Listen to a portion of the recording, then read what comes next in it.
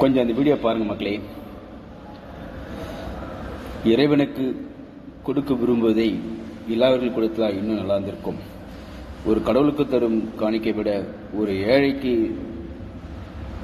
ஏழைக்கு தரும் கல்வியும் உணவும் மேலானது.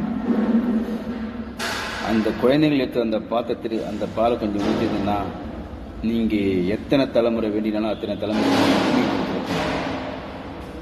ஆனால் நீங்கள் ஊற்றின முறை எத்தனை தலைமுறைக்கு புண்ணியம் சேராத மாதிரி பண்ணிட்டீங்களே.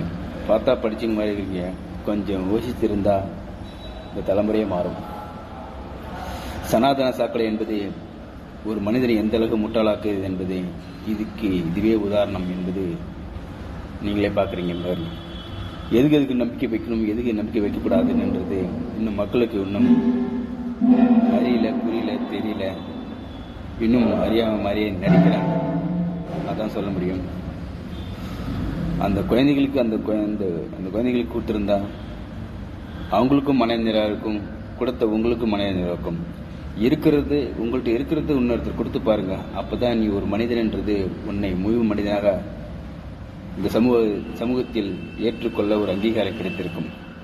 எப்போ அந்த பாலை நீ கங்கையிலே ஊற்றினியோ அப்போவே தெரியுது நீ மனிதனா இல்லை மனிதன் மிருகமானு எனக்கே தெரியல.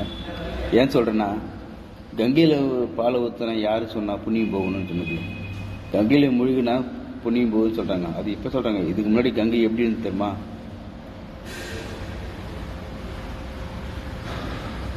சில ஜென்மங்களுக்கு சொன்னாதான் புரியும், சில ஜென்மங்களுக்கு சொன்னா தெரிய மாட்டேங்குது.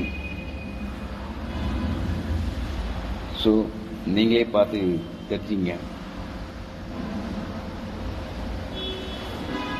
தேங்க்யூ மக்களே.